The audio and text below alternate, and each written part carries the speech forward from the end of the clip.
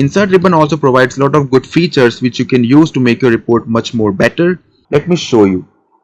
So let's say I as an end user want to ask questions to my data and get the desired results in form of great visualizations. How cool would that be, right? So that's what Power BI provides. So I can simply ask my report something like, what is the total revenue by various countries? So as soon as I start typing in, you can see that my visualization is giving me the output in form of great bar here, bar, or I can further change it to any other visuals as well. So let's say as tree map. There you go. And just like that, very easily I have created a pretty good visualization just by writing in plain simple English.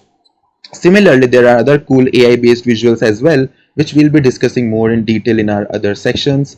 Similarly, we can create paginated reports, we can integrate Power Apps in our report, we can integrate Power Automate for creating workflows.